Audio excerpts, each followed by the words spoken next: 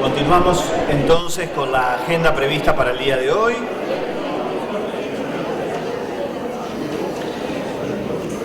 Es un gusto presentar nuevamente a la magíster Flavia Terigi, quien brindará la conferencia de clausura de este congreso. Flavia es licenciada en Ciencias de la Educación por la Universidad de Buenos Aires, profesora para la enseñanza primaria y magíster en Ciencias Sociales con orientación en Educación por la Facultad Latinoamericana de Ciencias Sociales, FLACSO. Es docente regular en la Universidad Nacional de General Sarmiento, donde es investigadora responsable del proyecto La escolarización secundaria de adolescentes y jóvenes, políticas educativas y trayectorias escolares en el conurbano bonaerense. También se desempeña como profesora titular en la Facultad de Filosofía y Letras de la Universidad de Buenos Aires, donde dirige un proyecto sobre el aprendizaje en los plurigrados rurales. Es coordinadora académica del proyecto de investigación de UNICEF Argentina, la educación secundaria en los grandes centros urbanos.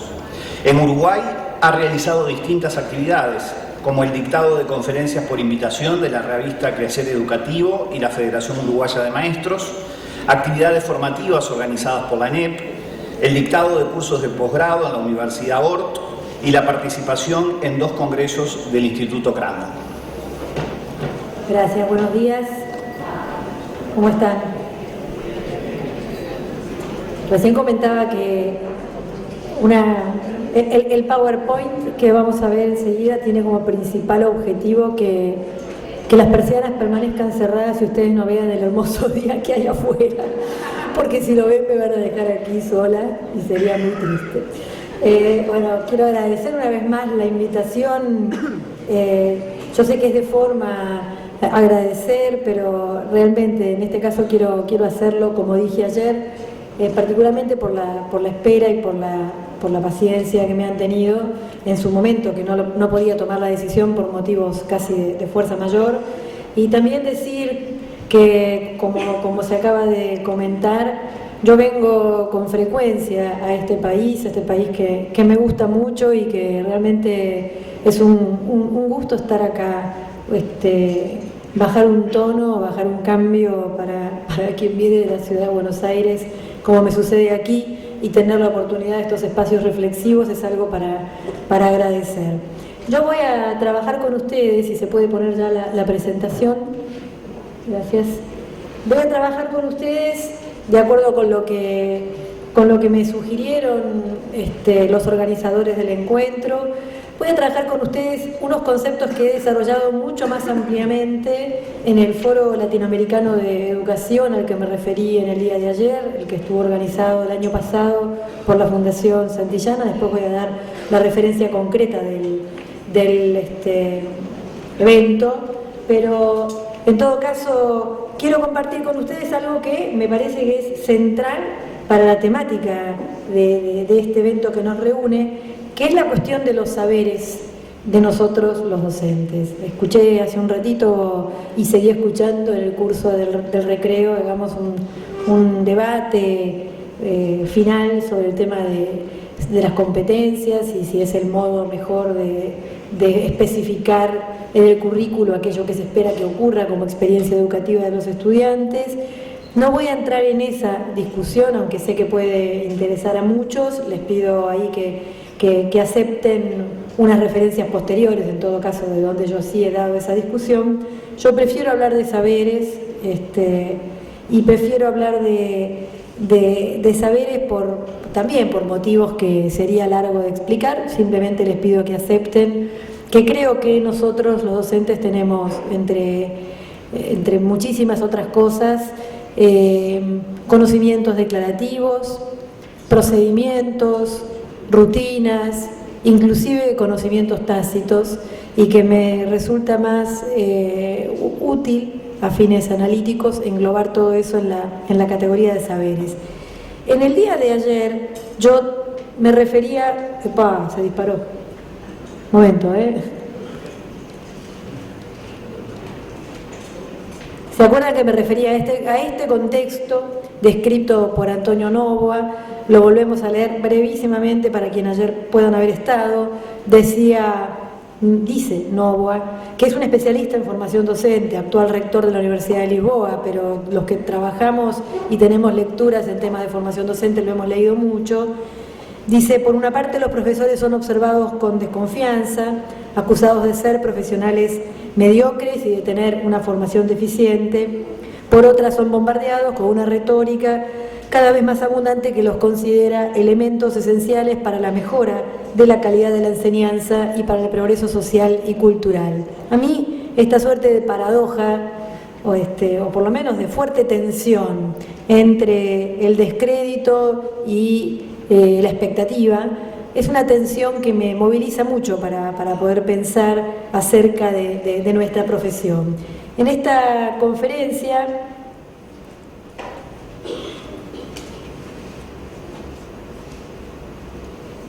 disculpen hasta que le vuelva a tomar la mano. Yo tengo el siguiente propósito, que es tratar de inscribir el problema de la construcción de nuestros saberes, unos saberes que después voy a definir como saberes propios de una profesión que tiene rasgos particulares, algunos de los cuales ayer expuso Emilio Tenti en el panel que compartimos. Decía, inscribir el problema de la construcción de estos saberes en su relación con los cambios que están teniendo lugar en las condiciones de funcionamiento de los sistemas escolares. Se viene hablando desde ayer acerca de los cambios que están teniendo lugar en la sociedad, en la cultura y también de los cambios que están teniendo lugar en los sistemas escolares. Nosotros tenemos unos saberes construidos bajo cierta lógica de funcionamiento del sistema escolar y el cambio en las condiciones de funcionamiento del sistema escolar produce tensiones y problemas en la construcción de saberes propios de la docencia como profesión. Para eso primero tenemos que hablar del trabajo docente y de la docencia como profesión, haciendo algunas consideraciones sobre su especificidad. Ayer se destacaban algunos rasgos de esta especificidad. Por ejemplo, recordarán cuando se subrayaba la condición colectiva o colaborativa del trabajo docente, o cuando Emilio Tenti decía, bueno, el docente no es un profesional o un trabajador que tiene un producto que se ve tangible al final de su proceso de trabajo. La cosa, primero, es mucho más intangible y en segundo lugar su práctica se parece más, decía él, a una performance. Yo propuse ayer una definición, ¿se acuerdan?, que ahora voy a ampliar. Decía que el trabajo docente es un trabajo de carácter político, de carácter institucional, de carácter colectivo y de carácter colaborativo. Y estas cuatro características del trabajo docente contrastan de alguna manera con la visión tradicional que se ha tenido del trabajo docente como un trabajo de carácter más individual, donde cada uno tenía, digamos, la responsabilidad por la formación de los estudiantes que tenía a su cargo, y donde la politización del trabajo era vista casi como algo que había que combatir. Nosotros yo sostengo el carácter político del trabajo docente en el sentido de el aporte que hace la docencia a la transformación de la sociedad o a la conservación del statu quo, de acuerdo con cuáles sean los posicionamientos del colectivo profesional docente, con todas las tensiones internas que este colectivo puede tener. El trabajo docente tiene, entre otras, 4 características sobre las cuales yo estoy en condiciones de hablar con más detenimiento y a las que quiero hacer entonces una referencia. En primer lugar, decir que el trabajo docente hace de los saberes y de la transmisión cultural su contenido sustantivo. Yo sé que se discute mucho qué es el trabajo docente, cuáles son sus funciones principales. En fin, yo quiero proponer que, por lo menos desde mi punto de vista, el contenido sustantivo del trabajo docente hay que encontrarlo en la transmisión cultural. Y acá estoy usando la palabra transmisión sin ningún sentido reproduccionista o reproductivista. Estoy hablando, como se decía ayer, de que dentro de 100 años ninguno de nosotros va a estar en este planeta, va a haber otros, y esos otros serán sujetos, y están siendo sujetos, de un trabajo de transmisión que hacemos nosotros en el sistema educativo. Una transmisión que tiene algo de pasar el legado y algo de habilitar la transformación. Lo que pasa, y esto tiene que ver con la segunda característica, es que a pesar de que nosotros hacemos de la transmisión cultural el contenido sustantivo de nuestro trabajo, tenemos una relación particular con el saber, una relación que alguna vez yo he definido de la siguiente manera. He dicho, nosotros transmitimos un saber que no producimos. En general sucede así, salvo el profesor investigador y en particular el profesor universitario, que típicamente tiene una relación de producción del saber que transmite. Por ejemplo, yo produzco una parte del saber que estoy transmitiendo aquí, aunque desde luego no todo. La mayor parte de los docentes, en la mayor parte de nuestra actividad, lo que hacemos es transmitir un saber que no producimos, pero en el curso de ese proceso de transmisión nosotros producimos otro saber, un saber pedagógico, un saber acerca de la transmisión que generalmente no es reconocido como tal. Entonces, esta peculiar relación que los docentes tenemos con el saber tiene efectos, tiene consecuencias sobre nuestra posición epistémica, esto es nuestra posición respecto al conocimiento que tenemos que transmitir, y también sobre nuestra autoridad social. Un matemático francés, Yves Chevallard, muy conocido en el mundo educativo, dice que los profesores se sienten afectados por el desprestigio que los alcanza cuando los expertos, y yo podría decir, entre los expertos podríamos encontrar a quienes elaboran el currículum o quienes tienen a su cargo la formación o la capacitación, cuando los expertos, decía, señalan la desactualización o la obsolescencia de lo que los docentes saben, y se ven afectados también cuando la recuperación del prestigio se liga de maneras excluyentes a la revinculación con el saber sabio. Ustedes vieron que cuando se hace crítica a la escuela y al saber de los docentes, generalmente se hace una crítica que está enfocada a su relación con el saber que transmiten. Y hay mucho menos reconocimiento del saber acerca de la transmisión. Yo quiero sostener aquí la centralidad que tiene el saber de la transmisión como saber profesional docente, y que en todo caso los esfuerzos de reformulación o de reconstitución de la identidad docente tenemos que empezar a buscarlos por el lado de la producción y sistematización de esa clase de saber. Como tercera característica podemos decir que la enseñanza constituye una función institucional. A esto yo me he referido ampliamente ayer, no me quiero extender hoy, también mis compañeros de mesa se refirieron a ese mismo tema porque era el objeto del panel que compartíamos. Pero también es cierto que la organización del trabajo docente tiende a obturar la actividad conjunta. Algo de las preguntas que en el panel de ayer se formulaban apuntaban a este asunto. Bueno, ¿qué con los tiempos de trabajo conjunto? ¿Qué con una organización del trabajo que muchas veces obtura la actividad conjunta con otros profesores? Y un último rasgo al que me parece que hay que prestar particular atención en el dinámico contexto cultural en el que nos estamos moviendo y en el que creo que nos moveremos por el resto de nuestras vidas, es que la docencia es una profesión extendida en el tiempo. Los docentes tenemos extensas trayectorias laborales y es muy difícil pensar que una función que hace de la transmisión cultural su contenido sustantivo y que se va a desarrollar durante varias décadas, no se vea permanentemente interpelada, permanentemente sometida de alguna manera a las preguntas que trae la transformación cultural. José Manuel Esteve, un colega español que falleció hace un par de años, sumamente valioso para mí en sus análisis sobre la profesión docente, él decía, citando a otros autores, que tal vez por primera vez en la historia la sociedad le pide al sistema educativo y por lo tanto a los docentes que formen a los estudiantes para un mundo que no conocen. ¿Sí? Cuando se generaron los sistemas educativos, por supuesto que había una idea de progreso, por supuesto que había una idea de producir cambio social, pero esa idea no era una idea de un cambio social vertiginoso. La vertiginosidad del cambio social estaba pensada como algo que ocurría a lo largo de generaciones, y eso ya era bastante vertiginoso considerando cambios sociales que habían ocurrido a lo largo de centenares de años, ¿sí? Ya un cambio generacional era un cambio vertiginoso.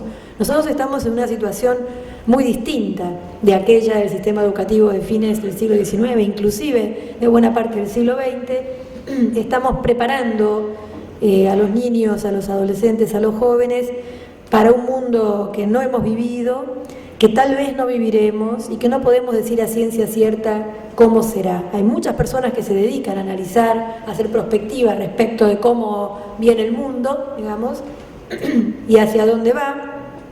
Estas personas pueden decir cosas como la importancia que va a tener el conocimiento en el futuro, la importancia que va a tener la flexibilidad o la adaptabilidad, etcétera, pero una cosa es realizar estos enunciados generales y otra cosa es conocer en profundidad lo que va a pasar con el conocimiento en el futuro. No sé si ustedes lo ligan forzosamente con lo que estoy diciendo, pero para mí me resulta muy pertinente ligar lo que estoy diciendo con la discusión que se está teniendo hoy día acerca de cómo se está comercializando nuestra vida personal, nuestros datos personales, nuestras opciones, nuestras elecciones han sido convertidas en conocimiento que se comercializa y a partir de cuya comercialización se estructura, por ejemplo, el gusto, se estructura, por ejemplo, la demanda comercial, inclusive la demanda cultural, inclusive la orientación política. ¿Quién podía imaginar esto? Bueno, quizás la literatura, pero no necesariamente los analistas que hacían prospección respecto del futuro hace, por ejemplo, 40 años atrás. En este contexto, hay que hacerse una pregunta acerca de los saberes en el trabajo docente, una pregunta que no se contesta con facilidad. A ver, una manera de hacer la pregunta era como me la formulaban ayer, ¿se acuerdan? ¿Qué tiene que saber un docente y por qué? Alguien me preguntaba cuáles son las competencias que tiene que tener un docente del siglo XXI. Yo ayer contestaba lo mismo que ahora puse en pantalla. Esta es una pregunta que se formula muy frecuentemente y que ha sido respondida, viene siendo respondida con grandes consensos y con algunas dificultades, pero curiosamente nosotros no tenemos acá un gran debate, no es que tenemos una discusión irreconciliable respecto de cómo imaginamos que tiene que ser el conocimiento o los conocimientos que los docentes tenemos que tener. Yo hice un ejercicio para el foro del año pasado de revisar varios autores que habían hecho un planteamiento o que se dedican a hacer planteamientos comprensivos y de conjunto acerca de la profesión y de la formación para la profesión docente, y lo que hice luego de hacer esa revisión, esto ya no estaba en el momento del foro, disculpen, espero que se vea un poco lo que de todos modos voy a leer. Lo que hice fue organizar lo que muchos expertos decían en grandes áreas de saberes docentes. Después, si ustedes quieren llamarlas competencias, procedimientos, saber hacer, yo en esa discusión no voy a entrar, pero sí voy a entrar en el planteamiento de grandes áreas de lo que para mí son saberes, que pareciera que los docentes sin duda tendríamos que reunir. Y puse básicamente 5. Por un lado hay contenidos que son de formación cultural y contenidos sobre la educación como proceso social. Esa es la primera celda de aquel lado, ¿sí?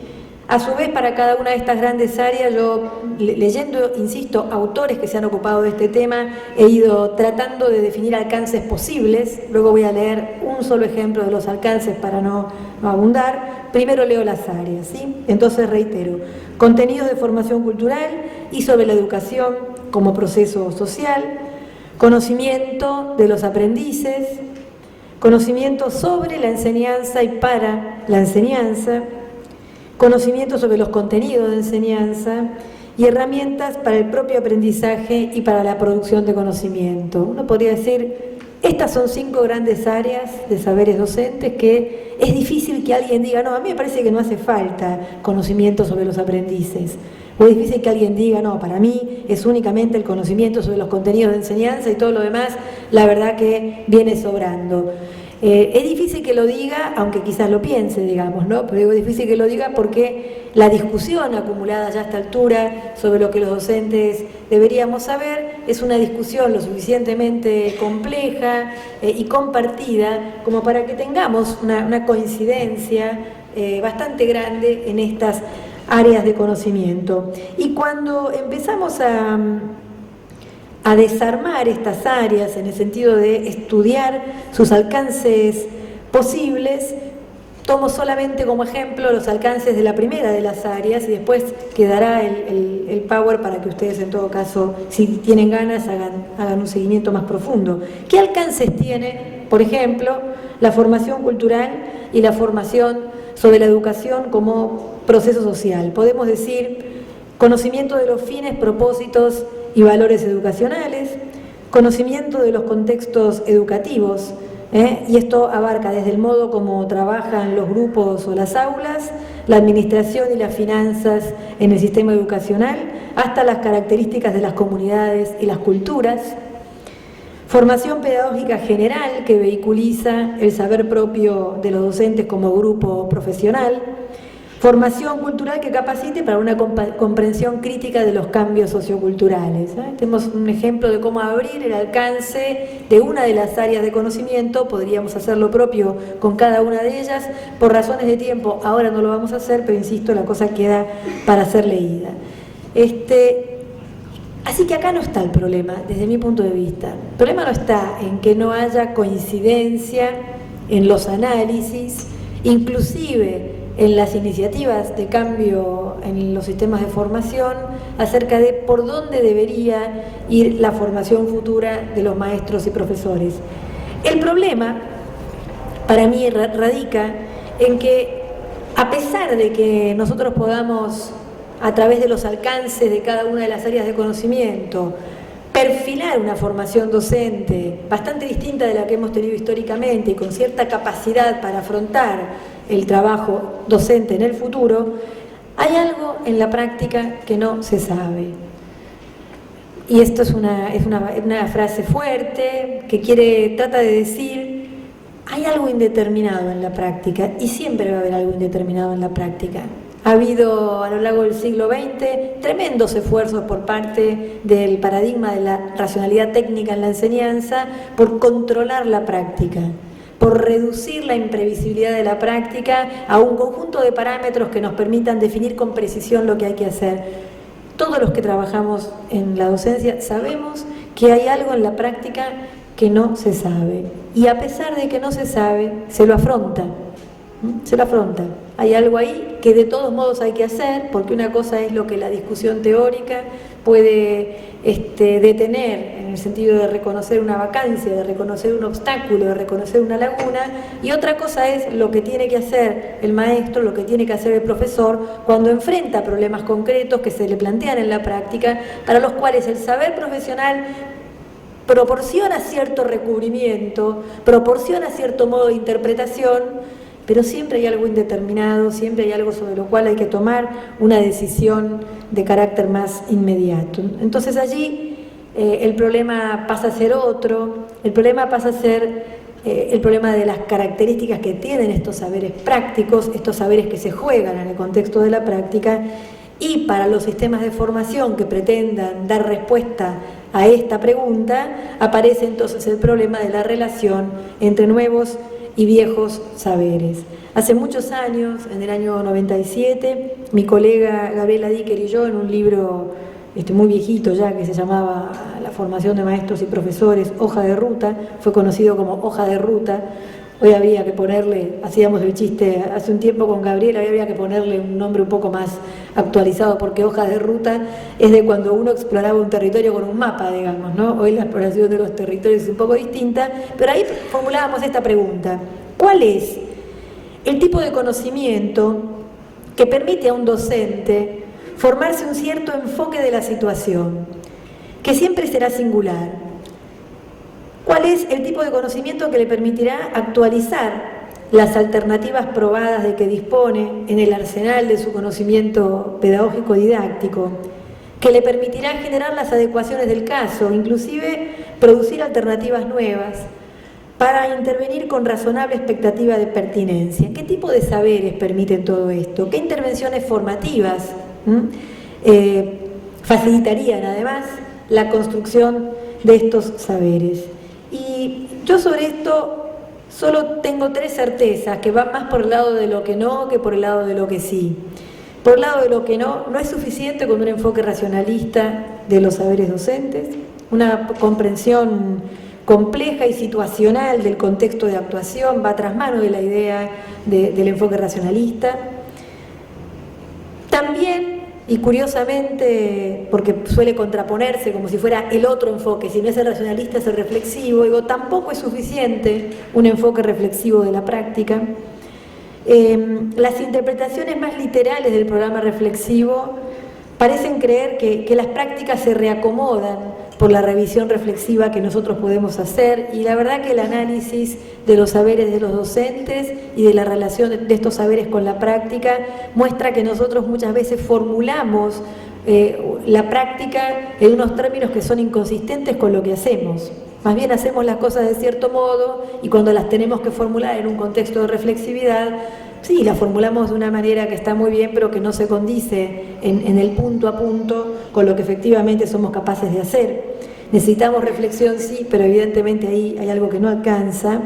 Como tampoco alcanza, y esta es quizás la tercera certeza, un enfoque enteramente cognoscitivo del problema de los saberes docentes, un enfoque que piense que se trata de trabajar en el plano intelectual exclusivamente la construcción de los saberes.